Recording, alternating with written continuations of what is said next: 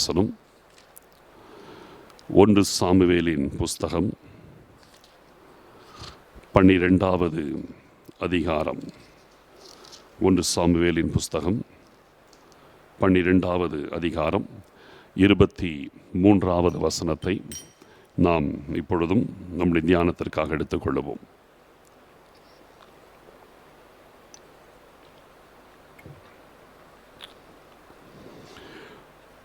நானும் உங்களுக்காக விண்ணப்பம் செய்யாதிருப்பேனாகில் கர்த்தருக்கு விரோதமாக பாவம் செய்கிறவனாயிருப்பேன்.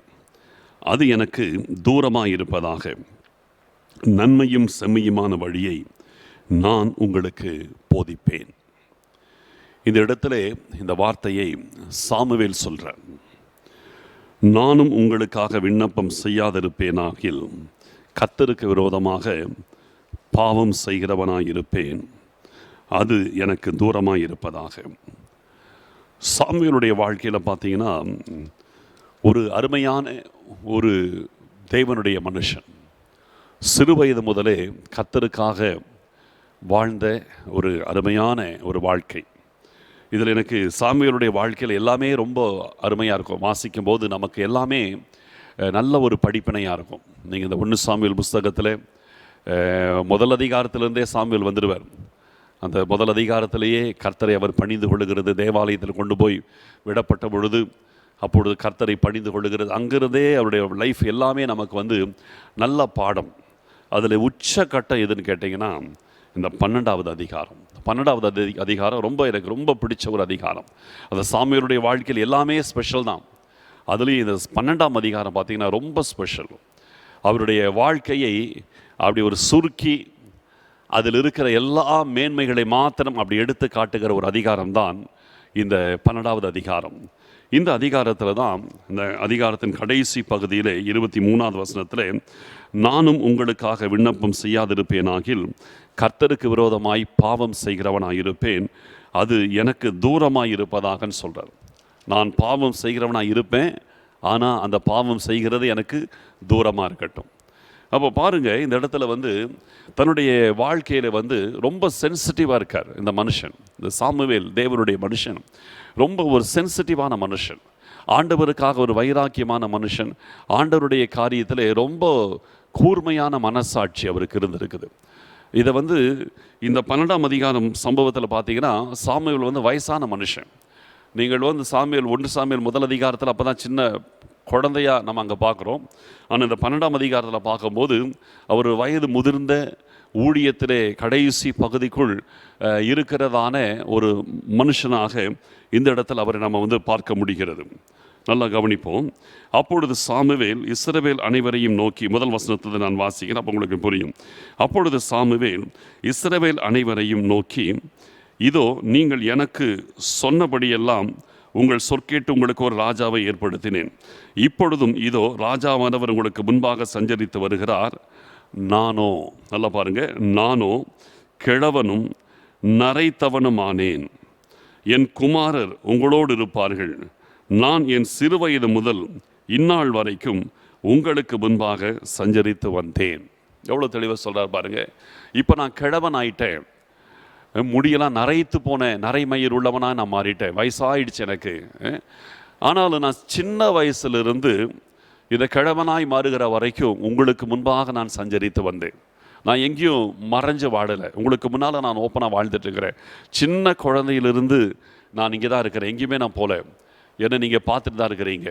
இப்போ நான் கிழவனாக இருக்கிறேன், இது வரைக்கும் என்னுடைய மொத்த வாழ்க்கையை நீங்கள் பார்த்துருக்கிறீங்க அப்படின்னு சொல்கிறார்.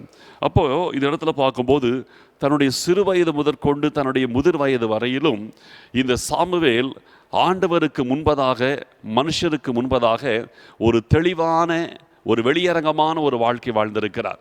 இவருடைய வாழ்க்கையிலே ஒளிவு மறைவுகள் கிடையாது. இவருடைய வாழ்க்கையிலே இவர் மறைச்சு செஞ்ச தப்பு, இவர் யாருக்கு செஞ்சு திருட்டுத்தனமாக செஞ்ச காரியங்கள் அப்படின்றது எதுவுமே கிடையாது. தேவனுக்கு முன்பதாகவும் கர்த்தர் மனுஷனுக்கு முன்பதாகவும் ஒரு செம்மையான ஒரு வாழ்க்கை. இது மாதிரி ஒரு வாழ்க்கை உண்மையிலேயே பைபிளில் ரொம்ப ரேர் பார்க்குறது. ரொம்ப ஒரு அற்புதமான ஒரு வாழ்க்கை. எல்லாருக்கும் முன்பதாக, மனுஷருக்கு முன்பதாகவும் சரி, கர்த்தருக்கு முன்பதாகவும் சரி, சரியான வாழ்க்கை. இப்போ நான் ஏற்கனவே ஒரு தலைப்பு வசனமாக அந்த 23ஆம் வசனத்தில் வாசித்தோம். அங்கே பார்க்கும் பொழுது, நான் உங்களுக்காக விண்ணப்பம் செய்யாதிருப்பேனாகில் கர்த்தருக்கு விரோதமாக பாவம் செய்கிறவனாய் இருப்பேன். ஒன்று செய்யலைன்னா ஒன்று செய்கிறவனாக இருப்பேங்கிறார். எவ்வளோ ஒரு ட்விஸ்டான வார்த்தை அது. ஒன்று செய்யலைன்னா ஒன்று நான் செய்கிறவனாக இருப்பேன். விண்ணப்பம் செய்யாதிருந்தால் பாவம் செய்கிறவனாக இருப்பேன். இது நல்லா புரியறதே ரொம்ப அருமையான விஷயம்.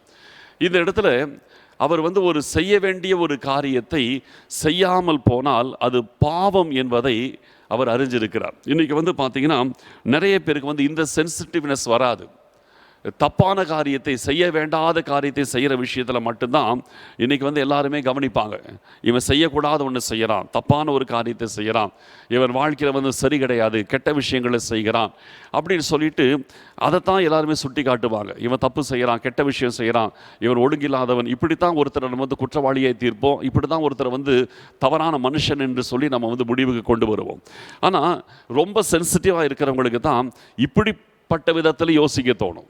புரியுதுங்களா? சென்சிட்டிவாக இருக்கிறவங்களுக்கு மட்டும் இந்த மாதிரிலாம் யோசிக்க தோணும்.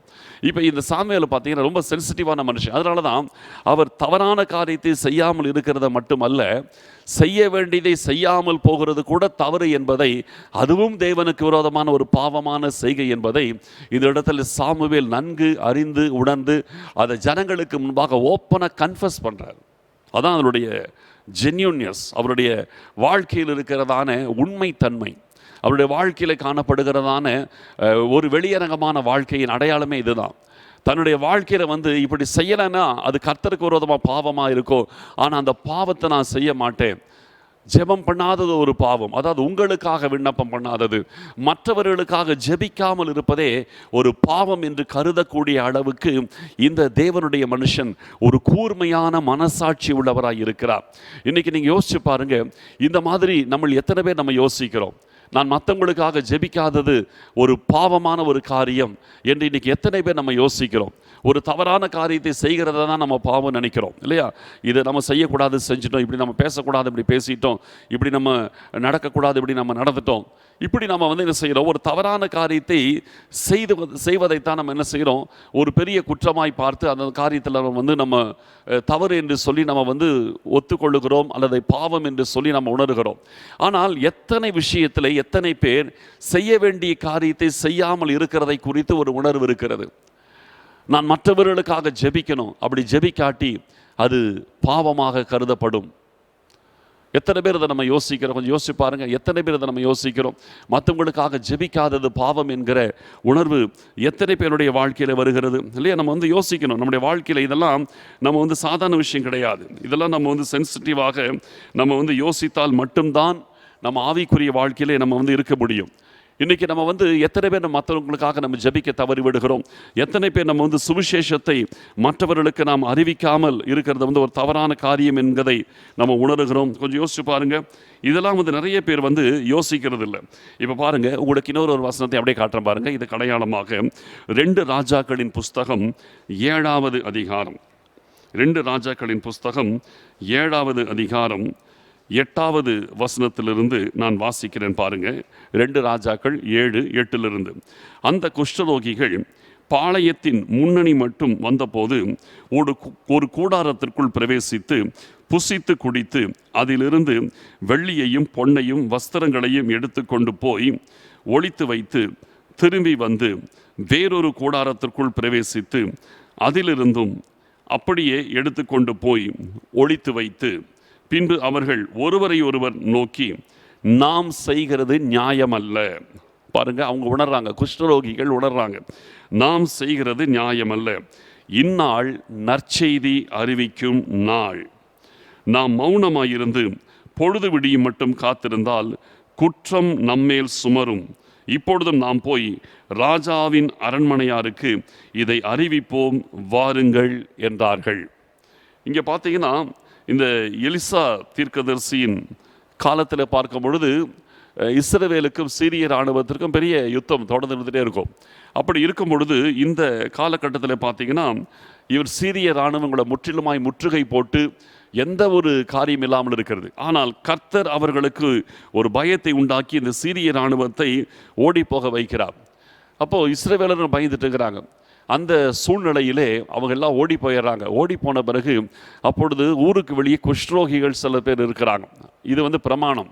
ஒருவன் குஷ்டரோக வியாதி வந்தால் அவன் பாளையத்திற்கு புறம்பே இருக்க வேண்டும் என்பது அது கர்த்தர் நமக்கு வைத்திருக்க, அது இஸ்ரவேல் ஜனங்களுக்கு வைத்திருந்த ஒரு பிரமாணம். இதை நீங்கள் லேவியர் ஆகமத்தின் புஸ்தகம் 14ஆம் அதிகாரம் 44, 45, 46 வசனங்களிலே பார்க்க முடியும். சரி, இருக்கட்டும். அப்படி பார்க்கும் பொழுது இவர்கள் ஊருக்கு வெளியே ஒரு குஷ்டரோகிகள் ஒரு கூட்டமாகவே இருப்பார்கள். ஏன்னா அவங்க வந்து ஊரை விட்டு ஒதுக்கி வைக்கப்பட்டவங்க. இவங்க என்ன செய்கிறாங்க, பஞ்சத்தில் நம்ம செத்து போயிடுவோம் போல இருக்குது, சாப்பாட்டுக்கு வழி இல்லை, ஏன்னா வெளியிலேருந்து போய் இதை வாங்க முடியல, பஞ்சத்தில் செத்துருவோம் போல இருக்குது. ஆனால் வெளியே போய் சிறிய இராணுவத்துக்கிட்ட மாட்டினோம்னா அவங்க நம்மளை கொன்று போடுவாங்க. ஆனால் இங்கே இருந்தோம்னா நம்ம பஞ்சத்திலே சாப்பாடு இல்லாமல் நம்ம செத்து போயிடுவோம், எப்படி நம்ம சாக போகிறோம், உயிருக்கு துணிஞ்சு நம்ம சிறிய இராணுவம் இருக்கிற இடத்துக்கு பாளையத்துக்கு போயிடுவோம், இங்கே பட்னி கிடந்து சாகிறத விட அங்கே போய் செத்தாலும் பரவாயில்லன்னு சொல்லி இவங்க என்ன செய்கிறாங்க, புறப்பட்டு அங்கே போகிறாங்க.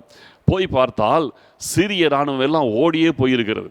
அவங்க போட்ட கூடாரம் அப்படியே இருக்கிறது, அவங்க கொண்டு வந்த பொருட்கள் அப்படியே இருக்கிறது. ஆனால் பார்த்தா ஆட்கள் மட்டும் இல்லை, எல்லாரும் ஓடி போகும்படி கர்த்தர் செய்து விட்டார். இப்போ போய் பார்க்குறாங்க, ஒரு கூடாரத்துக்குள் நுழைஞ்சு பார்க்குறாங்க, அங்கே வெள்ளி உடைமைகள் பொன்னுடைமைகள்லாம் இருக்குது, எடுத்துக்கிட்டாங்க. திருப்பியும் இன்னொரு கூடாரத்துக்கு போகிறாங்க, அங்கேயும் வெள்ளி உடைமைகள் பொன்னுடைமைகள் இருக்கிறது, அங்கேயும் போய் எடுத்துக்கிட்டாங்க. இப்படி கூடாரமாய் நுழைஞ்சு உள்ள ஏகப்பட்ட பொருட்கள் இருக்கிறது, உணவு தின்பண்டங்கள் முதற்கொண்டு எல்லாமே இருக்கிறது, எல்லாத்தையும் எடுத்துக்கிட்டாங்க. எடுக்கும் பொழுது அவர்களுக்குள்ள ஒரு உணர்வு வருது, நாம் செய்கிறது நியாயம் அல்ல. இந்த குஷ்டரோகிகள் இவங்களை யோசிக்கிறாங்க, நம்ம செய்கிறது நியாயம் கிடையாது. பட்டணம் முழுவதும் பஞ்சத்திலே நிறைந்திருக்கிறது, தேசத்தில் இருக்கிற ஜனங்கள் எல்லாம் சாப்பாட்டுக்கு வழி இல்லாமல் சாகக்கூடிய நிலைமையில் இருக்கிறாங்க. நாம மாத்திரம் உள்ளே போய் வெள்ளியும் பொன்னுடைமைகளையும் ஆகாரத்தை நாம் எடுத்துக்கொண்டு நாம மாத்திரமே இதை அனுபவிப்பது நியாயம் கிடையாது, நாம் செய்கிறது நியாயம் அல்ல. இந்நாள் நற்செய்தி அறிவிக்கும் நாள். பொழுது விடியும் மட்டும் இதே மாதிரி நம்ம செஞ்சுட்டு இருந்தோம்னா குற்றம் நம்மேல் சுமரும். பொழுது விடியறதுக்குள்ள சிறிய இராணுவம் எல்லாம் ஓடி போச்சு, ஏராளமான தின்பண்டங்கள் அங்கே இருக்கிறது, அங்கே கூடாரத்துக்குள்ள இருக்கிறது, ஏராளமான வெள்ளியுடைமைகள் பொன்னுடைமைகள் இருக்கிறது, எல்லாரும் வந்து எடுத்துக்கொள்ளுங்கள் என்று சொல்லி அந்த நற்செய்தியை நாம் கண்டிப்பாக அரண்மனையில் உள்ளவர்களுக்கு நம்ம போய் சொல்லணும் என்று சொல்லி அவர்கள் உணர்வடைந்து அவர்கள் போய் அரண்மனை வாசிகளுக்கு இந்த காரியத்தை அறிவிக்கிறதாக நம்ம பார்க்குறோம். இன்றைக்கி நம்ம யோசித்து பார்க்கணும், இது எவ்வளோ ஒரு நல்ல ஒரு சப்ஜெக்ட் தெரியுமா? இது இவர்களுக்கு உணவு கிடைச்சது, தேசமே பஞ்சத்தில் இருக்குது, இவங்களுக்கு உணவு கிடைச்சது, தேசமே வறுமையில் இருக்கிறது, இவர்களுக்கு ஆகாரமும் வெள்ளியுடைமைகள் பொன்னுடைமைகள் கிடைச்சது. நாம மாத்திரம் இதை அனுபவித்து இந்த காரியம் இப்படி இருக்கிறது என்று சொல்லி அரண்மனைக்கும் தேசத்திற்கு நாம் அறிவிக்காமல் போனால் குற்றம் நம்மேல் சுமரும். அது உங்கள் டைமை ஃபிக்ஸ் பண்ணுறாங்க, அப்புறம் பார்த்துக்கலாம், இன்னும் 2 நாள் கழித்து சொல்லலாம் கிடையாது. பொழுது விடியும் அளவும் நாம் இந்த நற்செய்தி போய் சொல்லலைன்னா, இன்றைக்கி நைட்டுக்குள்ளே நம்ம போய் சொல்லலைன்னா நம்ம மேலே குற்றம் சுமரும் அப்படிங்கிறாங்க. இப்போ நீங்கள் இதை யோசித்து பார்க்கணும், நம்ம வந்து நற்செய்தி, இந்த இடத்துல அவங்களுக்கு வந்து அந்த உணவு கிடைச்சது நற்செய்தி, நம்ம தேவனுடைய வசனமாகிய நற்செய்தியை இன்றைக்கி வந்து தெரியாமல் அறியாமல் ஜனங்கள் பஞ்சத்தில் இருக்கிறாங்க. தேவனுடைய வசனம் தெரியாமல் வாழ்ந்து கொண்டிருக்கிற ஜனங்கள் ஏராளமானவர்கள் இருக்கிறாங்க. இன்றைக்கு அந்த ஜனங்களுக்கு யார் நற்செய்தியை கொண்டு செல்வது? நம்ம கொண்டு செல்லணும். அந்த ஜனங்களுக்கு நற்செய்தியை நாம் கொண்டு செல்ல வேண்டும். அதை கொண்டு சென்று அதன் மூலமாக ஜனங்கள் ஆண்டவரை அறிந்து கொள்வதற்கு அவர்கள் திருப்தி அடையும்படியாக அவனுடைய ஆத்மா ரட்சிக்கப்படும்படியாக நாம் செய்யணும். இது செய்யறோன்றது மட்டும் கிடையாது, டைம் ஃபிக்ஸ் பண்ணி செய்கிறாங்க. பொழுது விடியும் அளவும் நம்ம மௌனமாக இருந்தால் குற்றம் நம்மேல் சுமரும். அப்புறம் பார்த்துக்கலாம், பின்னால் சொல்லலான்னா நீங்கள் சொல்கிறதுக்குள்ள அந்த நபர் ஒருவேளை இந்த உலகத்தை விட்டே போயிடுவாங்க. யோசிச்சு பாருங்க, அப்புறம் சொல்லலாம், பின்னால் பார்த்துக்கலாம் என்று சொல்லி நம்ம சில நேரத்தில் நம்ம நினைப்போம். ஆனால் அப்படி நம்ம நினைக்கும் பொழுது அந்த குறிப்பிட்ட நபரை இன்னொரு முறை நீங்கள் பார்க்க முடியாமலே போய்விடலாம். ஏன், அந்த நபர் மரித்து கூட போய்விடலாம். அப்புறம் சொல்லலான்றது இருக்கக்கூடாது, அந்தந்த வேளையிலே நாம் சொல்ல வேண்டியது அவசியம்.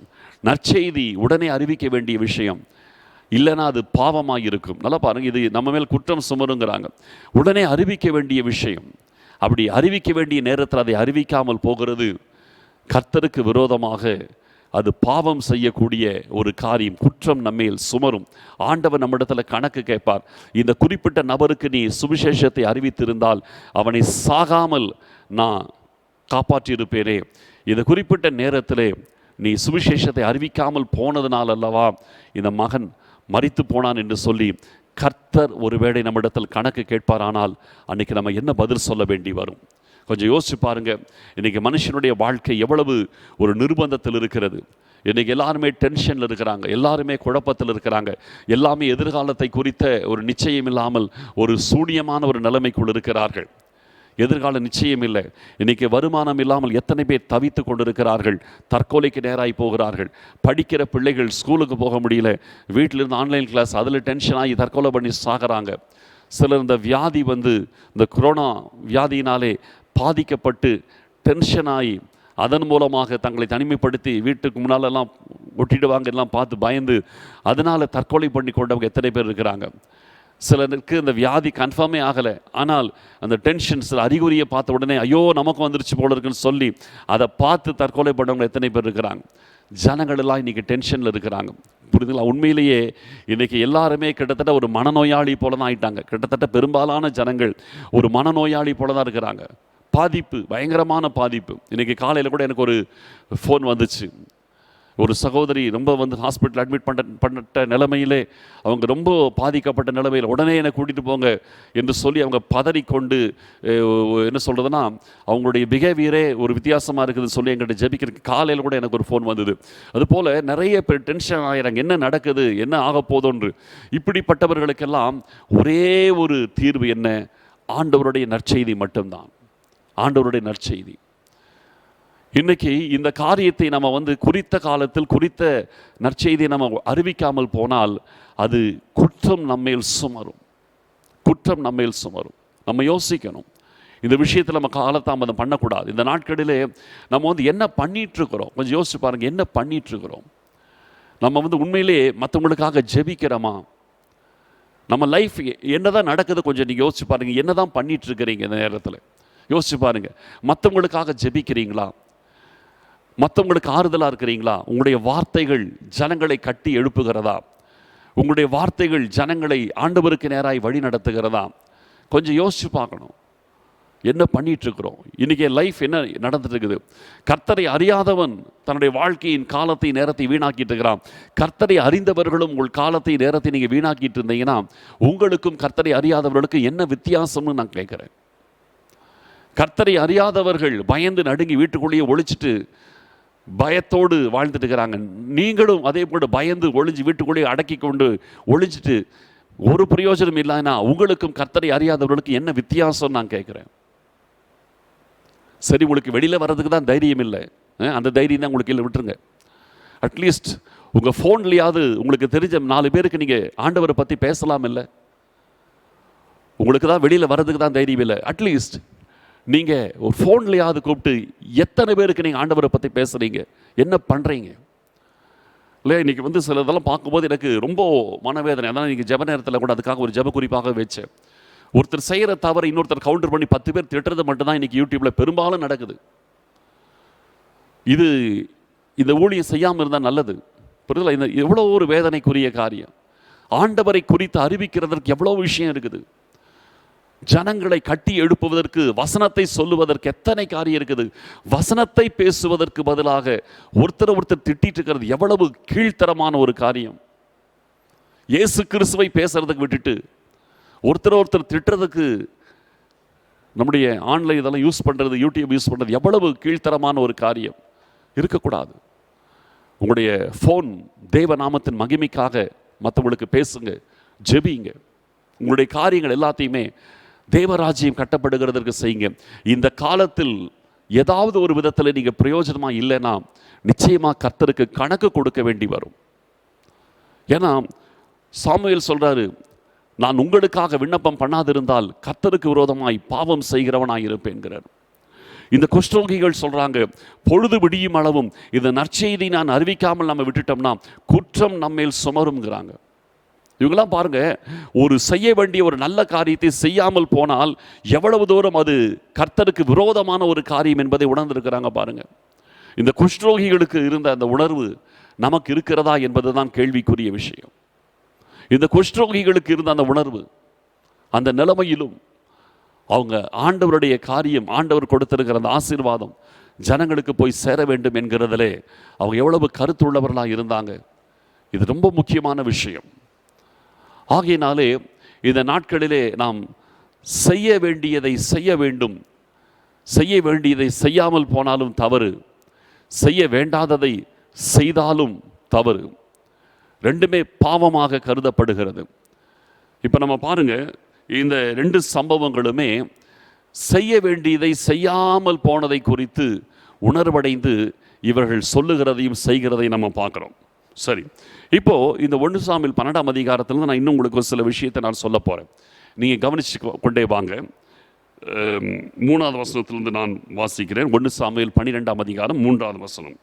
இதோ இருக்கிறேன், சாமுவேல் சொல்றேன், இதோ இருக்கிறேன், கர்த்தரின் சந்நிதியிலும் அவர் அபிஷேகம் பண்ணி வைத்தவருக்கு முன்பாகவும் என்னை குறித்து சாட்சி சொல்லுங்கள். கர்த்தருடைய சந்நிதி, தேவனாகிய கர்த்தர், அவர் அபிஷேகம் பண்ணி வைத்தவர் ஆண்டவராகிய இயேசு கிறிஸ்து, அவர் அபிஷேகம் பண்ணி வைத்தவருக்கு முன்பாகவும் என்னை குறித்து சாட்சி சொல்லுங்கள். நான் யாருடைய எருதை எடுத்துக்கொண்டேன், யாருடைய கழுதையை எடுத்துக்கொண்டேன், யாருக்கு அநியாயம் செய்தேன், யாருக்கு இடுக்கண் செய்தேன், யார் கையில் பரிதானம் வாங்கி கொண்டு கஞ்சாடையாயிருந்தேன், சொல்லுங்கள், அப்படி உண்டானால் அதை உங்களுக்கு திரும்ப கொடுப்பேன் என்றான். அதற்கு அவர்கள், நீர் எங்களுக்கு அநியாயம் செய்யவும் இல்லை, எங்களுக்கு இடுக்கண் செய்யவும் இல்லை, ஒருவர் கையிலும் ஒன்றும் வாங்கவும் இல்லை என்றார்கள். அதற்கு அவன், நீங்கள் என் கையில் ஒன்றும் கண்டுபிடிக்கவில்லை என்பதற்கு கர்த்தர் உங்களுக்கு எதிராக சாட்சியாயிருக்கிறார், அவர் அபிஷேகம் பண்ணினவரும் இன்று அதற்கு சாட்சி என்றான். அதற்கு அவர்கள், அவர் சாட்சிதான் என்றார்கள். இப்போ பாருங்க, சாமுவேலுடைய வாழ்க்கையில ரொம்ப தெளிவு. நான் யாருக்கு இடுக்கல் செய்தேன், யாருக்கு அநியாயம் செய்தேன், யாருடைய பொருளை அபகரித்தேன், யார்கிட்ட நான் பரிதானம் லஞ்சம் வாங்கினேன், இப்படி அவர் ஓப்பனாக கேட்குறாரு. சொல்லுங்க, என் சின்ன வயசுலேருந்து இந்த வயசான காலம் வரைக்கும் நான் உங்களுக்கு முன்னால் நான் வாழ்ந்துட்டு இருக்கிறேன். என்னுடைய வாழ்க்கை ஒரு திறந்த புத்தகம். நீங்கள் சொல்லுங்கள், நான் யார்கிட்ட ஏமாற்றிருக்கிறேன், யாருடைய பொருளை அபகரிச்சிருக்கிறேன், யாருக்கு நான் அநியாயம் செய்திருக்கிறேன், யாருக்கிட்ட லஞ்சம் வாங்கிட்டு நான் தவறாக நான் நியாய தீர்ப்பு கொடுத்துருக்கிறேன், சொல்லுங்கள். ஜனங்க யாருமே சாமுவேலை குற்றப்படுத்த முடியல. நீர் யார்கிட்டையும் யாருக்கும் எந்த அநியாயம் செய்யவில்லை என்று சொல்லி ஜனங்கள் சொல்கிறாங்க. இதை சொல்லும் பொழுது சாமுவேல் பாருங்க, கர்த்தருக்கு முன்பதாகவும் அவர் அபிஷேகம் பண்ணினவருக்கு முன்பாகவும் சொல்லுங்கன்றான். ஜனங்களும் சாட்சி, கர்த்தரும் இதை பார்த்து கொண்டிருக்கிறார், சொல்லுங்கள்ங்கிறான். ஜனங்களும் சொல்கிறாங்க, கர்த்தருக்கு முன்பாக அவர் அபிஷேகம் பண்ணினவருக்கு முன்பதாக நீர் எந்த தப்பும் பண்ணலை, எங்களுக்கும் எந்த அநியாயம் நீங்கள் பண்ணலைன்னு சொல்கிறாங்க.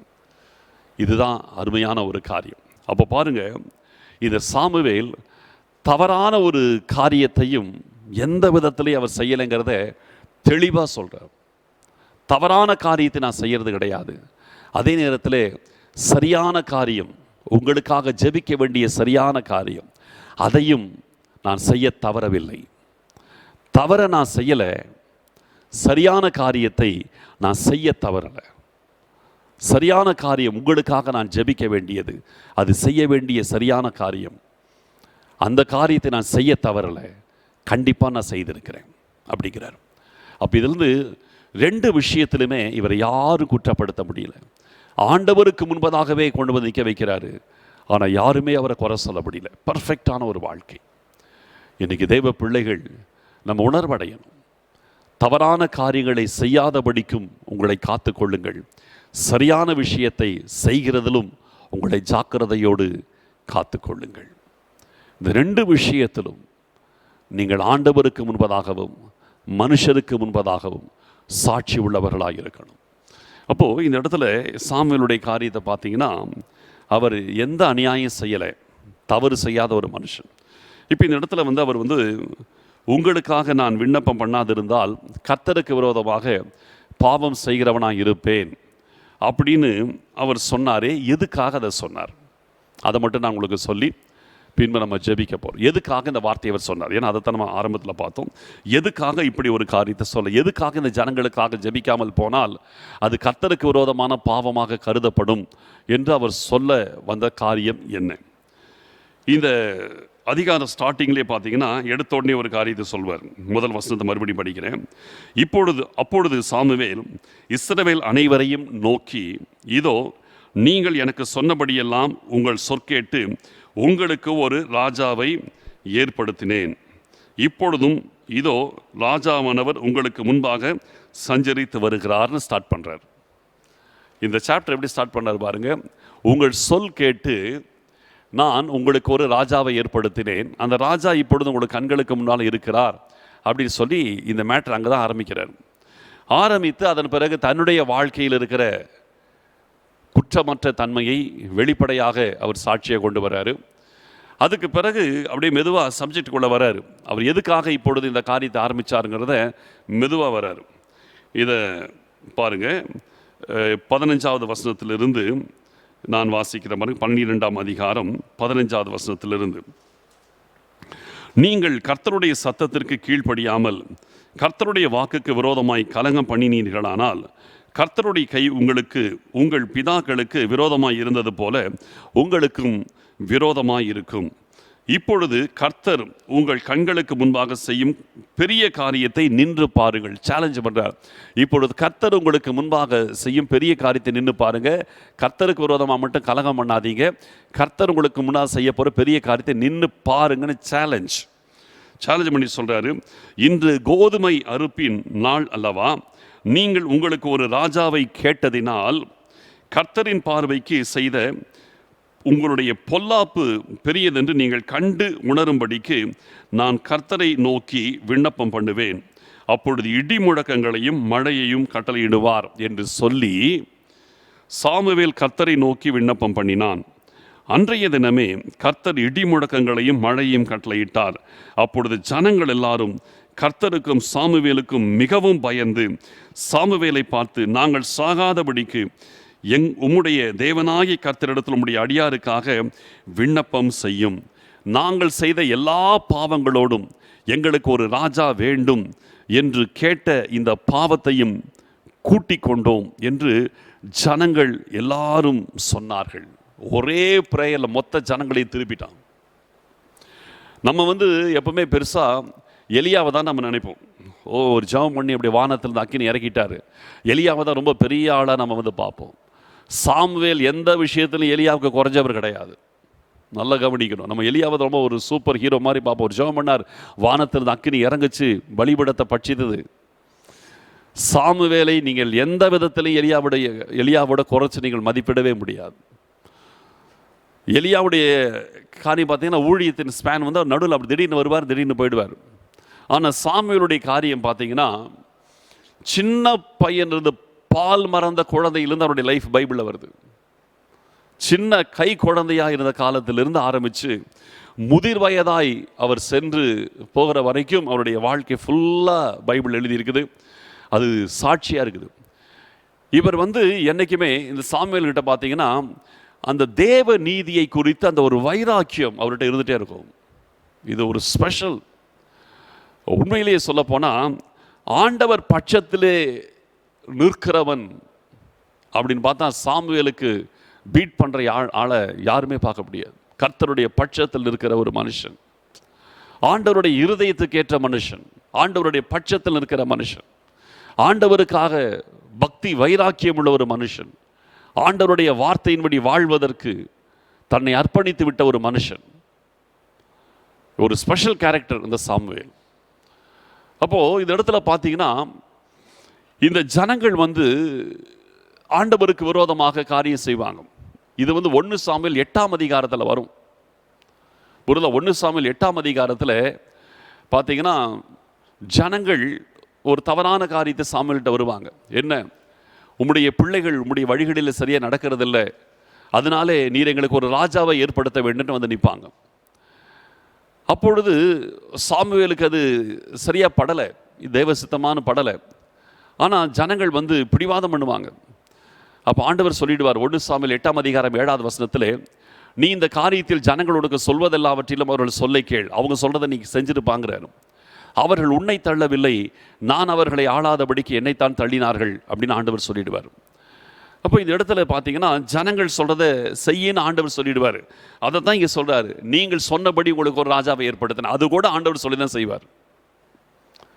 புரிதலா? இதில் வந்து பார்த்தீங்கன்னா பெர்ஃபெக்ஷன், சாமுவேல்கிட்ட காணப்படுற பெர்ஃபெக்ஷன்.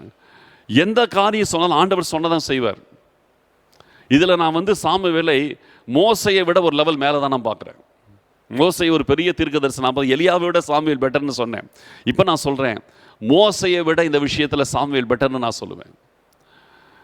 பாருங்க, இந்த இடத்துல வந்து சாமுவேல் வந்து கர்த்தர்கிட்ட இருந்து ஒரு அனுமதி வர்ற வரைக்கும் எதுவுமே செய்யலை.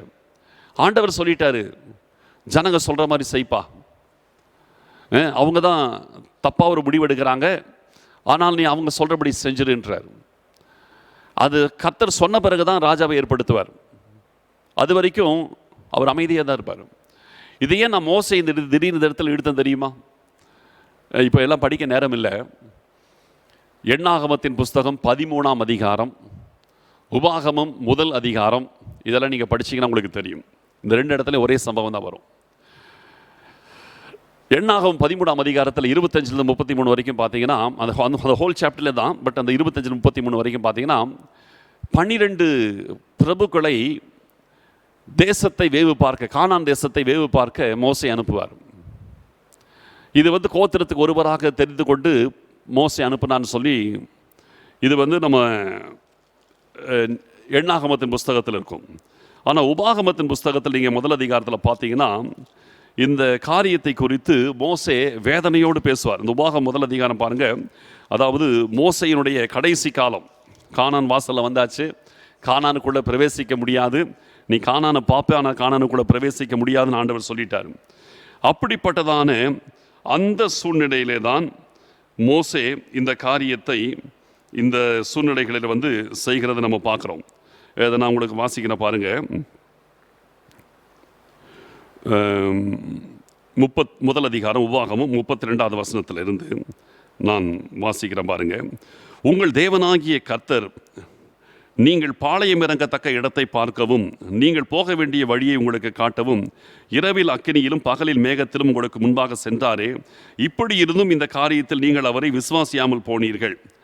ஆகையால் கர்த்தர் உங்கள் வார்த்தைகளின் சத்தத்தை கேட்டு கடுங்கோபம் கொண்டு உங்கள் பிதாக்களுக்கு கொடுப்பேன் என்று நான் ஆணையிட்ட அந்த தேசத்தை நீ இந்த பொல்லாத சந்ததியாராகிய மனுஷரில் ஒருவரும் காண்பதில்லை என்றும், எப்புனேரின் குமாரனாகிய காலேப் மாத்திரம் அதை காண்பான், அவன் கர்த்தரை உத்தமமாய் பின்பற்றினபடியால் நான் அவன் மிதித்து வந்த தேசத்தை அவனுக்கும் அவன் பிள்ளைகளுக்கும் கொடுப்பேன் என்றும் ஆணையிட்டார்.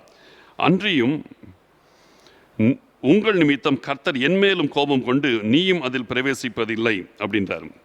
உனக்கு முன்பாக நிற்கிற நூரின் குமாரனாய் யோசுவா அதில் பிரவேசிப்பான், அவனை திடப்படுத்து, அவனே அதை இஸ்ரவேலுக்கு சுதந்திரமாக பங்கிடுவான் அப்படிங்கிறார். அப்போ இந்த இடத்துல பார்க்கும்போது ஆண்டவராகிய கர்த்தர் இந்த இடத்துல மோசை மேலேயும் கோபப்பட்டார் என்று சொல்லப்பட்டிருக்கிறது. இதுக்கு காரணம் என்ன? இந்த சம்பவத்தை சொல்லும்போது இங்கே பார்த்தீங்கன்னா விஷயம் என்னென்னா, ஜனங்கள் மோசைட்ட வந்து ப்ரெஷர் பண்ணுவாங்க. என்னென்னா, நம்ம அந்த தேசத்தை போய் வேவு பார்க்கணும். அப்போ மோசை சொல்வார், இது எனக்கு சரியாய்ப்பட்டது, நீங்கள் சொன்னது எனக்கும் சரியாய்ப்பட்டது, அதனால தான் வேவுக்காரர் அனுப்பினேன்னு வரும். உண்மையிலே பார்த்தீங்கன்னா அந்த இடத்துல வேவுக்காரரை அனுப்பி தேசத்தை வேவு பார்க்க செய்தது தேவ சித்தத்திற்கு மாறான காரியம். அது தேவ சித்தமே கிடையாது. கர்த்தர் ஒரு தேசத்தை கொடுப்பேன்னு சொல்லிட்டார்னா அதுக்கு எதுக்கு வேவு பார்க்கணும்? கொடுப்பேன்னா கொடுத்துருவார், அவ்வளோதான், முடிஞ்சு போச்சு. அதுதான் காலேபை வந்து கர்த்தர் அப்ரிஷியேட் பண்ண காரியம். கர்த்தர் நமக்கு இந்த தேசத்தை வாக்கு பண்ணியிருக்கிறார், நாம் உடனே போய் சுதந்திரித்துக் கொள்வோம், நாம் அதை எளிதாய் ஜெயித்து கொள்ளலாம். பாருங்க, அவனுக்கு அந்த வேவு பார்க்கிற விஷயத்தை குறித்து அவனுக்கு வந்து உடன்பாடே கிடையாது. கர்த்தர் சொல்லிட்டாருன்னா நடக்கும் அப்படின்ட்டான். அதுதான் கர்த்தர் இந்த காலேபை அப்ரிஷியேட் பண்ணார். ஆனால் இந்த இடத்துல ஜனங்கள் வந்து மோசையை ப்ரெஷர் பண்ணுறாங்க. பாருங்க, இதை வந்து அவரே சொல்கிறார் பாருங்க, 22ஆம் வசனத்துலேருந்து பாருங்க. நான் உங்களை அந்த வசனத்தை வாசிக்கிறேன் பாருங்க. உபாகம் 1 அதிகாரம் 22, 23, 24 வரைக்கும் படிக்கிறேன், 25 வரைக்கும் படிக்கிறேன். அப்பொழுது நீங்கள் எல்லாரும் என்னிடத்தில் வந்து, மோசே சொல்றாரு பாருங்க, அப்பொழுது நீங்கள் எல்லாரும் என்னிடத்தில் வந்து நமக்காக அந்த தேசத்தை சோதித்து பார்க்கவும், நாம் இன்ன வழியாய் அதில் சென்று இன்ன பட்டணத்திற்கு போகலாம் என்று நமக்கு மறு செய்தி கொண்டு வரவும் நமக்கு முன்பாக மனிதரை அனுப்புவோம் என்றீர்கள். நீங்க சொன்னீங்க. எனக்கு வேவுக்காரர் அனுப்பி எப்படி போய் எப்படி வரலான்றத பார்க்கறது வேவுக்காரர் அனுப்பலாம் அப்படின்னு சொல்லி நீங்க எனக்கு சொன்னீங்க. அது எனக்கு நன்றாய் கண்டது. இதுதான் பிரச்சனை. ஜனங்கள் சொன்னது மோசேக்கு நல்லதுன்னு பட்டுச்சான். இங்கே தான் பிரச்சனையும். அது எனக்கு நன்றாய் கண்டது. கோத்திரத்துக்கு ஒருவனாக 12 மனிதரை தெரிந்தெடுத்து அனுப்பினேன். அவர்கள் புறப்பட்டு மலைகளில் ஏறி எஸ்கோல் பள்ளத்தாக்கு மட்டும் போய் அதை வேவு பார்த்து அந்த தேசத்தின் கனிகளில் சிலவற்றை தங்கள் கையில் எடுத்துக்கொண்டு நம்மிடத்தில் வந்து, நம்முடைய தேவனாகிய கர்த்தர் நமக்கு கொடுக்கும் தேசம் நல்ல தேசம் என்று நம்மிடத்தில் சொன்னார்கள். இப்போ பாருங்க, மோசே இப்போ எடுத்த அந்த முடிவு பாருங்க, இது கர்த்தர் சொல்லலை. நீ 12 பேரை வேவுக்காரரை எழுப்பி அனுப்பி தேசத்தை வேவு பார்ன்னு சொல்லலை. நான் கானான் தேசத்தை கொடுப்பேன்ட்டாரு. ஆனால் மோசே அது வரைக்கும் நல்லா தான் வந்தார். கர்த்தர் கொடுப்பார் கரெக்டாக தான் வந்தார். ஆனால் இந்த இடத்துல வந்தோடனே ஜனங்களுடைய சொல்லை கேட்டு மோசே அதுக்கு இறங்கி வந்துட்டார். ஒரு தலைவன் என்றைக்குமே சொல்கிறேன், ஆண்டவருடைய சத்தத்தை மட்டும்தான் கேட்க வேண்டும், மனிதனுடைய சத்தத்துக்கெல்லாம் தலையாட்டவே கூடாது. அவன் தான் சரியான ஒரு தலைவன். மனுஷனுடைய சத்தத்திற்கு தலையாட்டான்னா அவன் தவறி போயிடுவான். அவன் என்றைக்குமே ஆண்டவருடைய சத்தத்தில் மட்டும்தான் நிற்கணும். மனுஷங்க சொல்லுவாங்க, கேட்டுட்டு சரி சரின்ட்டு போயிடணும், எதையும் செஞ்சிடக்கூடாது. சரி பார்க்கலான்னு சொல்லிட்டு போயிடணும், எதையும் டக்குன்னு செய்யக்கூடாது. ஆண்டவர்கிட்ட அனுமதி வந்தால் மட்டும்தான் செய்யணுமே தவிர, யார் என்ன சொன்னாலும் சரி பார்க்கலான்னு சொல்லிட்டு போயிடலாம், தெய்வ சித்தமான செய்யலான்னு சொல்லிட்டு போயிடலாம். ஆனால் எதையும் செய்திடக்கூடாது. மோசே இந்த இடத்துல தப்பு பண்ணிட்டார். அது எனக்கும் நலமாக கண்டதுன்ட்டார். அங்கே தான் பிரச்சனையே ஆரம்பிச்சது. அங்கே தான் 3 மாதத்தில் கானான் வாசலில் வந்து நின்று இதை தப்பு பண்ணி 40 வருஷம் வனாந்தரத்தில் அலைகிற நிலைமை இங்கே தான் வந்துச்சு. ஜனங்களின் சொல் கேட்டு மோசே இந்த காரியம் தப்பு பண்ணினதுனால தான் சரியாக ஒரு 90 நாள் 100 நாளில் கானானுக்குள்ள பிரவேசிக்க வேண்டியவர்கள் 40 வருஷம் அலைகிற ஒரு நிலைமைக்கு காரணமே ஜனங்கள் சொல்லை கேட்டு மோசே எடுத்த தவறான ஒரு முடிவு தான் காரணம். இந்த இடத்துல இந்த தலைவன் கரெக்டாக இருந்ததுனால அந்த பிரச்சனை வந்திருக்காது. சரி, இப்போ நான் மோசையை பற்றி பேச வரல, சாமுவேலை பற்றி தான் பேசிகிட்டு இருக்கிறோம். இப்போது சாமுவேல் மோசையை விட பெட்டர் அப்படின்னு சொன்னதுக்கு காரணம் இப்போ உங்களுக்கு புரிஞ்சிருக்கும். மோசே மனுஷனுடைய வார்த்தை கேட்டு அதுக்கு இசைஞ்சு போன மனுஷன். ஆனால் சாமுவேல் பார்த்தீங்கன்னா அப்படி இசைஞ்சே போல. ராஜாவை ஏற்படுத்தி ஜனங்க கேட்கும்போது இசைஞ்சு போல. ஆண்டவரே சொல்கிறார், அவங்களுக்கு ஒரு ராஜாவை ஏற்படுத்தி கொடுத்துருப்பான்ட்டார். அப்புறம் தான் செஞ்சார். ஆனாலும் இது சாமுவேலுடைய உள்ளத்திலே பிடிச்சிட்டே தான் இருந்துச்சு. சாமுவேலுடைய உள்ளத்தில் இது ஒரு உறுத்தல் இருந்துகிட்டே தான் இருந்துச்சு. ராஜாவை ஏற்படுத்தினார், ஆனாலும் இந்த தவறு நடந்திருக்கிறது, இந்த காரியம் இது தேவ சித்தம் இல்லாத ஒரு காரியம் நடந்துருச்சு. அந்த உறுத்தல் சாமுவேலுக்குள்ள இருந்துகிட்டே தான் இருந்துச்சு. ஏன்னா ஆண்டவர் அவர்கிட்ட தெளிவாக சொல்லிட்டாரு, நீ அவர்கள் சொல்லை கேட்டு ஒரு ராஜாவை ஏற்படுத்து, அவர்கள் உன்னை தள்ளவில்லை, நான் அவர்களை ஆளாதபடிக்கு என்னைத்தான் தள்ளினார்கள். கர்த்தர் இவர்கிட்ட பேசிட்டாரு. அதனால் இவருக்கு வந்து ஐயோ ஆண்டவருடைய சித்தத்துக்கு மாறா இந்த காரியம் நடக்குதே, அந்த உறுத்தல் அவருக்குள்ள அப்படியே ஓடிட்டே இருந்துச்சு. வேற வழியில் கர்த்தரே செய்ய சொல்லிட்டு செஞ்சு முடிச்சிட்டாரு. ஆனாலும் அந்த உறுத்தல் மட்டும் அவரை விட்டு போவே இல்லை. வயசாகிற வரைக்கும் அதை அப்படியே உள்ளே வச்சுட்டே இருக்கிறாரு. அது உள்ளே இருந்தது ஒரு நாள் வெளியில் வந்துடும். அந்த உறுத்தல் உள்ளே இருந்துச்சு. தெய்வ சித்தத்துக்கு மாறாது நடந்துருச்சே, தெய்வ சித்தத்துக்கு மாறாது நடந்துருச்சே. அது அவருக்கு மட்டும்தான் தெரியும். ஏன்னா ஆண்டவருடைய இருதயத்தை அறிந்த மனுஷன், அவருக்கு மட்டும்தான் தெரியும். தெய்வ சித்தத்துக்கு மாறாது நடந்து போச்சு. ஆனால் போது காரியம் நடந்துட்டு தான் போகுது. சவுல் வந்தாச்சு, சவுல் யுத்தம் பண்ணுறாரு, எல்லாம் நடக்குது, எல்லாம் அருமையாக போயிட்டு தான் இருக்குது.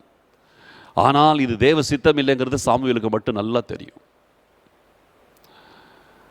கடைசியிலே அவர் சாகிறதுக்கு முன்னால் இந்த காரியத்தை போட்டு உடைக்கணும் அவர் முடிவு பண்ணிட்டார். நான் சாகிறதுக்கு முன்னால் இந்த தவறை ஜனங்களுக்கு நான் உணர்த்தாமல் என் உயிர் போகக்கூடாது. இப்போ வயசாகிடுச்சு, நரைமயிராயிடுச்சு, கிழவனாயிட்டேங்கிறார். அப்போதும் அவருடைய இருதயத்தில் அந்த தவிப்பு, பல வருஷங்களாய் இருந்த அந்த தவிப்பு அவருக்குள்ளே இருந்துகிட்டே இருக்குது.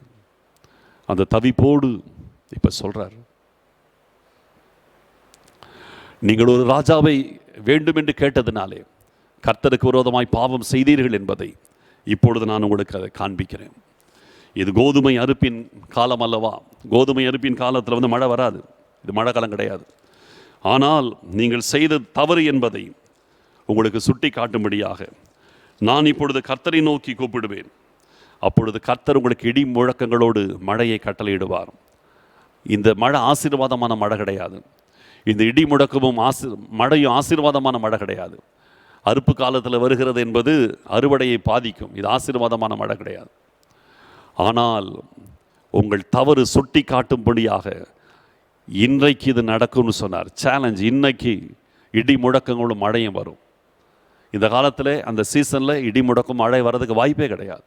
ஆனால் இன்றைக்கு இது நடக்கும்னு சொல்லி ஒரு ஜெபம் பண்ணார் பாருங்க. அன்னைக்கே பயங்கர இடி முழக்கத்தோடு மழை பெய்தது. சான்ஸே இல்லை, வாய்ப்பில்லாத சூழ்நிலையில் அது நடந்துச்சு. ஜனங்க பயந்துட்டாங்க, நடுங்கிட்டாங்க. கர்த்தருக்கும் சாமுவேலுக்கு முன்பாக பயத்தோடு நாங்கள் பாவம் செய்தோம் என்று சொல்லி நீர் எங்களுக்காக வேண்டுதல் செய்ய வேண்டும். நாங்கள் செய்த எல்லா பாவங்களோடும் எங்களுக்கு ஒரு ராஜா வேண்டும் என்று கேட்ட இந்த பாவத்தையும் கூட்டிக் கொண்டோம் என்று ஜனங்கள் எல்லாரும் சொன்னாங்க. அத்தனை பேரையும் ஒரே ஷாட்டில் உணர்த்திட்டார். அத்தனை ஜனங்களும் உணர்வடைஞ்சு பயந்துட்டாங்க. அந்த ஒரே சம்பவத்தில் அந்த ஜனங்களின் பாவத்தை உணர்த்தாமல் அவர் தன்னுடைய ஊழியத்தை முடிக்கலை. இன்றைக்கு நம்ம கவனிக்கணும், இதுதான் ஆண்டவரோடு இணைந்த ஒரு வாழ்க்கை. ஜனங்களின் பாவத்தை உணர்த்தி அவங்கள சரிப்படுத்தாமல் அவர் தன் ஓட்டத்தை முடிக்கலை. இதில் நீங்கள் பார்த்தீங்கன்னா சாமுவேலுடைய அந்த வைராக்கியம் அவர் மரித்த பிறகும் கூட குறையல. இப்பெல்லாம் எடுக்க டைம் இல்லை, நான் ஏற்கனவே பேசியிருக்கேன். 1 சாமுவேல் 28ஆம் அதிகாரத்தில் நீ அப்புறம் வீட்டில் படித்து பாருங்கள். சாமுவேல் அப்போலாம் மரணம் அடைஞ்சிருவார். அதன் பிறகு சவுல் ஒரு கட்டத்தில் கர்த்தரை விட்டு ரொம்ப தூரம் போயாச்சு. போன பிறகு கர்த்தர் அவருக்கு மறு உத்தரவு கொடுக்க மாட்டேங்கிறாரு. தீர்க்கதரிசிகளின் மூலமாகவும் சொப்பனத்தின் மூலமாகவோ அல்லது கர்த்தர் வேறு எந்த விதத்திலையும் அவருக்கு பதில் கொடுக்கலை.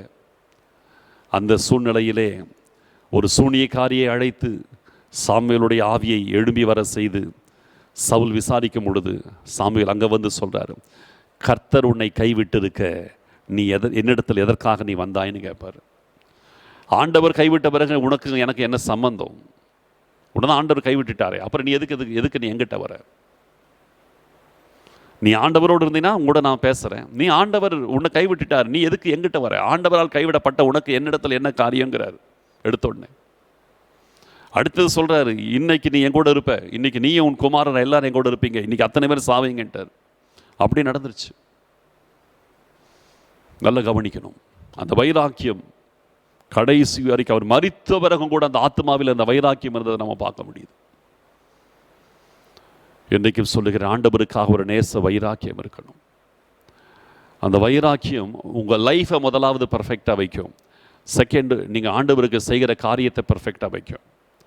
முதல்ல உங்களுடைய லைஃப் எப்படி செய்ய வேண்டியதை செய்யாமல் இருக்கவில்லை, ஜனங்களுடைய பாவங்களை உணர்த்தும்படி செய்ய வேண்டிய ஜெபத்தை செய்யாமல் இருக்கலை. நான் உங்களுக்காக விண்ணப்பம் பண்ணாதிருந்தால் கர்த்தருக்கு விரோதமாய் பாவம் செய்கிறவனாக இருப்பேன், அது எனக்கு தூரமாக இருப்பதாகும். செய்ய வேண்டியதை கரெக்டாக செஞ்சார், செய்யக்கூடாததை செய்யாமல் கரெக்டாக இருந்தார். பரிதானம் வாங்கினா, நியாயத்தை புரட்டினா, அநியாயம் செய்தனா, யாருடைய இருதையாகிலும் கழுதையாகிலும் அபகரிச்சனா, பொருள் அபகரிச்சனா, எது செய்யலை. செய்யக்கூடாத எதையுமே நான் செய்யலை, செய்ய வேண்டியதை எதையுமே நான் செய்ய தவறலை. இதுதான் அவருடைய லைஃப்பில் கடைசியில் கொடுத்த ஸ்டேட்மெண்ட். தெய்வ பிள்ளையே, கொஞ்சம் உங்கள் வாழ்க்கையை யோசிச்சு பாருங்கள். செய்ய வேண்டியதெல்லாம் இன்றைக்கி நீங்கள் கரெக்டாக செஞ்சிட்ருக்கிறீங்களா? செய்யக்கூடாததை செய்யாதபடிக்கு உங்களை காத்து கொண்டு இருக்கிறீர்களா? காலங்கள் மாறும், நல்ல கவனிங்க. உலகத்தில் காலங்கள் சாதகமாக இருக்குன்னு நினைக்காதீங்க. காலங்கள் என்றைக்குமே நமக்கு சாதகமாக இருக்காது, உலகம் நமக்கு சாதகமாக இருக்காது. இயேசு கிறிஸ்து வாழ்ந்த காலத்திலே யோசிச்சு பாருங்கள். இயேசு கிறிஸ்து வாழ்ந்த காலத்திலே அவருக்கு உலகம் சாதகமாக இருந்ததா? வேதபாரகர்கள் சாதகமாக இருந்தாங்களா? பரிசேயர்கள் சாதகமாக இருந்தாங்களா? ஆசாரியர்கள் சாதகமாக இருந்தாங்களா? இல்லை ஜனங்கள் தான் சாதகமாக இருந்தாங்களா? யூத ஜனங்கள் சாதகமாக இருந்தாங்களா? அன்றைக்கு இருந்த ரோம அரசாங்கம் அவருக்கு சாதகமாக இருந்துச்சா? எது சாதகமாக இருந்துச்சு? எதுவுமே அவருக்கு சாதகமாக கிடையாது. அப்போஸ்தலர் ஊழியம் செஞ்ச காலத்தை யோசிச்சு பாருங்க. அவங்களுக்கு யார் சாதகமாக இருந்தாங்க? அரசாங்கம் சாதகமாக இருந்துச்சா? யூத ஜனங்கள் சாதகமாக இருந்தாங்களா? யார் சாதகமாக இருந்தாங்க? யாருமே சாதகமாக கிடையாது. காலங்கள் நமக்கு சாதகமாக இருக்காது. அதன் நடுவிலே ஆண்டவருக்காக நிற்க வேண்டும். அதான் முக்கியம். இன்றைக்கி நம்ம பார்த்துட்டு இதில் டிபேட் பண்ணிகிட்டு இருக்கக்கூடாது. இன்றைக்கி ரொம்ப வருத்தம் கேட்டிங்கன்னா, கர்த்தர் சபையை பூட்டிட்டார், சபையை அடைச்சிட்டார். என்ன காரியம் இது? யோசிச்சு பாருங்க. அன்றைக்கு அப்போஸ்தலர் நாட்களிலே சபையெல்லாம் திறந்தா வச்சுட்டு இருந்தாங்க. யோசிச்சு பாருங்க. அன்னைக்கு இல்லாத பிரச்சனையா இன்னைக்கு வந்துச்சு. உடனே நம்ம பாவம் பண்ணிட்டோம், அது பண்ணிட்டோம், இது பண்ணிட்டோம், அது இதெல்லாம் அர்த்தமற்ற காரியங்கள். புரிதலா? இதெல்லாம் அர்த்தமில்லாத காரியம், வேண்டாத வெட்டி பேச்சு. இதெல்லாம் ஒன்று நல்லா தெரியணும். இயேசு கிறிஸ்து சீக்கிரம் வரப்போறார். அதுக்கு தான் அடையாளம் இது நடந்துட்டு இருக்குதே தவிர, இதில் வேற எந்த காரியத்தையும் நீங்கள் முன்னால் வைக்கிறது ஆண்டவருக்கு விரோதமான காரியம். இன்னைக்கு சபை மட்டுமா பூட்டப்பட்டு இருக்குது? மசூதிகள் பூட்டப்பட்டிருக்கிறது, இந்து கோயில்கள் பூட்டப்பட்டிருக்கு. அப்போ அதெல்லாம் யார் பூட்டினது? கடைகள் பூட்டப்பட்டிருக்குது, சிக்கன் கடை, மட்டன் கடையெல்லாம் பூட்டப்பட்டிருக்குது. அப்போ அதை யார் பூட்டினது? அப்போ சிக்கன் கடையும் சபையும் ஒன்றா? நான் கேட்குறேன். இதை கர்த்தர் பூட்டினார் உன் பாவத்தினால, அதை யார் பூட்டினது? அப்போது அதுவும் பாவத்தினால தான் சிக்கன் கடை, மட்டன் கடையெல்லாம் பூட்டியிருக்குதா? அப்போ சிக்கன் கடையும் சபையும் ஒன்றான்னு நான் கேட்குறேன். அவசியமில்லாத விஷயங்கள் இதெல்லாம் நான் பேச வேண்டியதில்லை. என் உள்ளத்தில் இருக்கிற வேதனைகளை நான் சொல்லாமல் இருக்க முடியல. யோசிச்சு பார்க்கணும். இன்றைக்கி காரியம் என்ன? இயேசு கிறிஸ்து சீக்கிரம் வருகிறார் கிடையாது, ரொம்ப சீக்கிரம் வருகிறார். அதை தான் இன்றைக்கி நம்ம பார்க்கணும். அதில் தான் நம்ம யோசிக்கணுமே தவிர, சபை யார் பூட்டினாங்க, யார் திறந்தாங்க, அது காரியம் கிடையாது. இயேசு கிறிஸ்து காலத்தில் என்ன வாசல் திறந்துருந்துச்சு? அப்போஸ்தலர் காலத்தில் என்ன வாசல் திறந்துருந்துச்சு? பேசினா உடனே தூக்கி உள்ளப்பட்டு அடைச்சாங்க. அவங்க என்ன பாவிகளா? அப்போஸ்தலர்கள் பாவிகளா? அவங்களுக்கு விரோதமாக இருக்குது சூழ்நிலைகள், விரோதமாக இருக்கிற உடனே அவங்கள பாவிகள் நம்ம தீர்த்தர முடியுமா? முட்டாள்தனமான காரியங்கள், முட்டாள்தனமான காரியங்கள். எதிர்ப்பு வருகிறது, பிரச்சனை இருக்குது, சபை போனா உடனே கர்த்தருக்கு விரோதம் இல்லை. கிறிஸ்துவின் வருகைக்கு முன்பதாக இது நடக்கணும்னு சொல்லி இருக்குது. கொள்ளை நோய் அதனுடைய சைடு எஃபெக்ட் தான் இதெல்லாம். ஒரு பெரிய பிரச்சனை உடனே அதனுடைய சைடு எஃபெக்ட் வரதான் செய்யும். புரிதுங்களா? அதோட சைடு எஃபெக்ட் இதெல்லாம், வேற ஒன்றும் கிடையாது. அப்போ இதுல என்ன தெரியணும்? நம்ம ஃபோக்கஸ் உன் பாவமா, இவன் பாவமா, அவன் பாவமா, யார் பாவம், அதை பேசுகிற விஷயம் கிடையாது. இப்போ நம்ம பேச வேண்டிய விஷயம் என்ன? சுவிசேஷத்தை அறிவித்து கிறிஸ்து வரப்போகிறார் என்பதை சொல்லி ஒரு கூட்ட ஜனத்தை கர்த்தருக்கு கொண்டு வருவதை தவிர வேற ஃபோக்கஸில் இன்னைக்கு யாரும் இருக்கக்கூடாது. இதை நான் சொல்லணும்னு வரல, சொல்லாமல் இருக்க முடியல. இயேசு கிறிஸ்து சீக்கிரம் வரப்போறார், அதை சொல்லி ஜனங்களை ஆயத்தப்படுத்துவதை தவிர ஒரு விசுவாசிக்க, ஒரு ஊழியக்காரனுக்கு வேற ஃபோக்கஸ் வரக்கூடாது. பைபிளை படிக்கலையா? இயேசு கிறிஸ்து வருகைக்கு முன்பதாக 7 அடையாளத்தில் கொள்ளை நோய்ங்கிறது பெரிய அடையாளமாக சொல்லப்பட்டது பைபிளை படிச்சது இல்லையா? ஏன் இந்த மதியீனமாக இருக்கணும்? இந்த நாட்களில் ஆத்துமாதாயம் செய்யணும், ஜனங்களுக்காக ஜெபிக்கணும், எழுப்புதல் வருவதற்காக ஜெபிக்கணும், ஆண்டவருடைய பாரத்தை சுமக்கணும், சாமுவேலை போல குற்றமற்ற வாழ்க்கையை வாழணும். இதை தவிர வேற ஒன்றையும் கர்த்தர் நம்மகிட்ட கேட்கல. இதைத்தான் கர்த்தர் கேட்கிறார். இதைதான் வாழ்நாள் முழுவதும் நாம் ஆண்டவருக்காக இருக்கணும்னு கர்த்தர் கேட்கிறார். வேற ஒன்றையும் கர்த்தர் கேட்கல. நம்முடைய வாழ்க்கையை சீர்தூக்கி பார்ப்போம். ஆண்டவருக்கென்று நம்மை முழுவதும் அர்ப்பணித்து செய்ய வேண்டியதை கரெக்டாக செய்வோம். செய்ய வேண்டாததை செய்யாமல் இருக்கிறதற்கு ஜாக்கிரதையாக இருப்போம். கர்த்தர் சீக்கிரம் வருகிறார். ஜெபியுங்கள், ஆத்துமாக்களுக்காக ஜெபியுங்கள், எழுப்புதலுக்காக ஜெபியுங்கள், கூடுமானவரை எல்லாருக்கும் சுவிசேஷத்தை அறிவியுங்கள், பின்மாற்றக்காரர்களுக்காக ஜெபித்து அவர்களுக்கு சொல்லி அவங்களை பின்மாற்றத்தில் வெளியே வரும்படிக்கு கடிந்து கொள்ளுங்கள். நேரா பின்னால் பேசாதீங்க, நேரா கடிந்து கொள்ளுங்கள். அதான் நல்லது. இதை தான் கர்த்தர் நம்மகிட்ட எதிர்பார்க்கிறார். ஜெபிக்கலாம். ஸ்தோத்திரம். ஆண்டவராகிய கர்த்தர் தம்முடைய பாரத்தை அவர் காட்டுகிறது. என்னால் என்னுடைய ஆவியிலே அதிகமாய் உணர முடிகிறது. ஆண்டவருடைய உணர்வுகளை என்னால் புரிய முடிகிறது.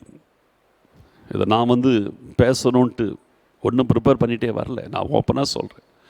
எதையுமே இந்த இடத்துல நான் ப்ரிப்பேர் பண்ணிட்டு நான் இங்கே நிற்கலை. நான் வெறுமனே ஜெபித்து விட்டு தான் வந்தேன். எதையுமே நான் ப்ரிப்பேர் பண்ணிட்டு வரல. ஆனால் என் ஆண்டவருடைய இருதயத்தின் வேதனைகளும் உணர்வுகளும் பாரங்களையும் என்னால் உணர முடிகிறது. என் ஆண்டவர் என்னை ஆளுகை செய்து கொண்டிருக்கிறதை என்னால் உணர முடிகிறது. தெய்வ பிள்ளையே, நான் பேசுனது எதுவுமே எனக்குரிய காரியம் அல்ல. என் இருதயத்தின் நினைவுகள் கிடையாது, யோசித்த விஷயங்கள் அல்ல. ஆண்டவராகிய கர்த்தர் இன்றைக்கி நம்ம எப்படி இருக்கணும்னு எதிர்பார்க்கிறார் என்பதை வேதம் நமக்கு காட்டுகிறது. அதைத்தான் இன்றைக்கி நம்ம பார்த்தோம். இன்றைக்கி நம்முடைய வாழ்க்கையில் நம்ம என்ன வேலை செஞ்சிட்ருக்கிறோம், என்ன செய்கிறோம், வாழ்க்கையில் என்ன வேலை பண்ணிகிட்ருக்கிறோம்.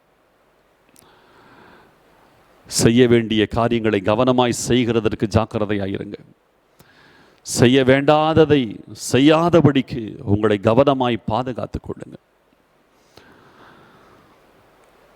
இந்த விஷயத்திலே ஒவ்வொரு தேவ பிள்ளைகளும் கர்த்தருக்கு ஒரு நாள் நாம் கணக்கு கொடுக்க வேண்டும் என்பதில் கவனமாக இருக்கணும். யாரையும் குற்றப்படுத்தி குறை சொல்லிட்டு அலைஞ்சிட்டு இருக்காதீங்க. தைரியம் இருந்தால் நேரடியாக அவங்களுடைய தவறை சுட்டி காட்டுங்க, இல்லைன்னா விட்டுருங்க. ஜனங்களுக்கு ஆண்டவரை குறித்து சொல்லுங்க. ரட்சிக்கப்படாதவர்களுக்கு ரட்சிப்பை பேசுங்க. பின்மாறி போனவர்களுக்கு அவருடைய தவறை சுட்டி காட்டுங்க. ஜெபிங்க. பின்மாற்றத்தில் இருக்கிற ஜனங்களுக்காக ஜெபிங்க. ஜெபித்து அவருடைய பாவத்தை சாமுவேலை போல உணர்த்துங்க. இந்த நாட்களில் ஒரு கூட்ட ஜனத்தை ஆண்டவருக்கு என்று ஆதாயப்படுத்த வேண்டும். எழுப்புதலுக்காக குறிப்பாய் நாம் ஜெபிக்க வேண்டும். தேசத்தில் எழுப்புதல் வந்தால் மட்டும்தான் புறஜாதிகளின் எண்ணிக்கை நிறைவேறும். புறஜாதிகளின் எண்ணிக்கை நிறைவேறினால்தான் கிறிஸ்துவின் வருகை சம்பவிக்கும். இதெல்லாம் பைபிள் இருக்குது. இதைத்தான் நம்ம கவனிக்கணும். வேத வசனத்தை தவிர வேற எங்கேயுமே கவனத்தை செலுத்தாதீங்க.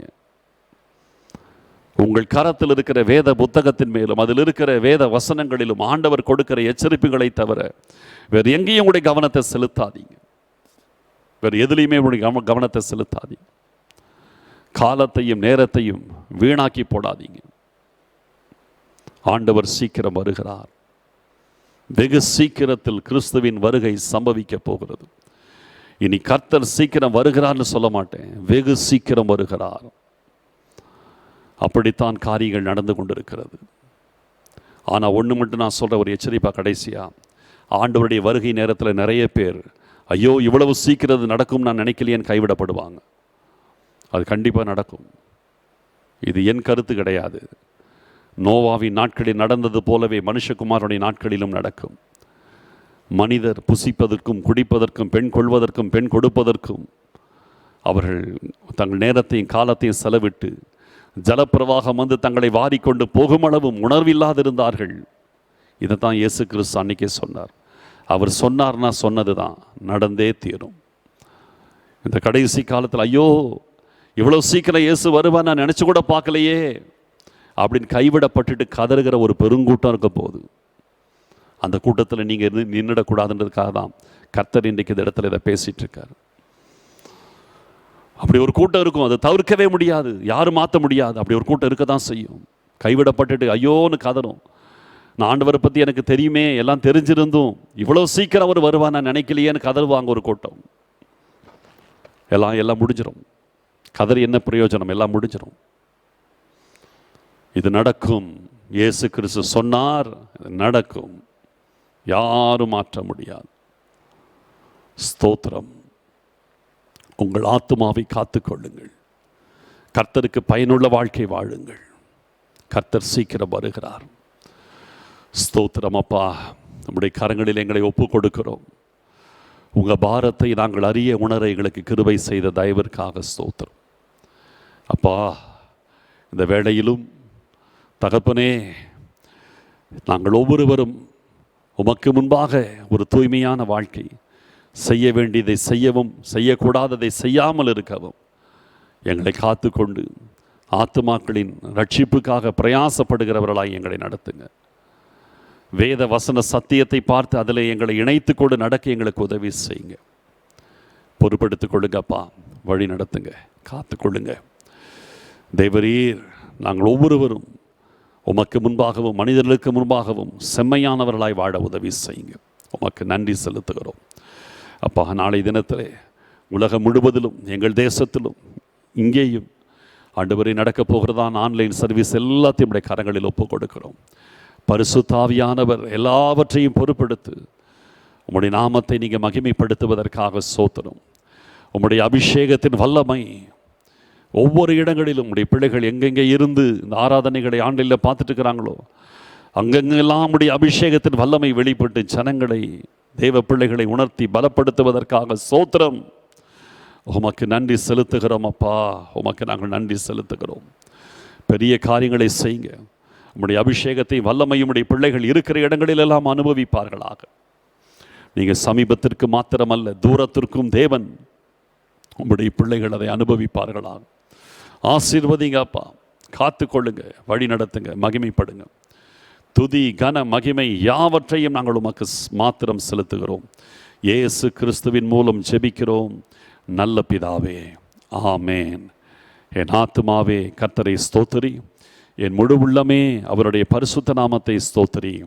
என் ஆத்துமாவே கர்த்தரை ஸ்தோத்திரி, அவர் செய்த சகல உபகாரங்களை மறவாதே. ஆமேன், ஆமேன்.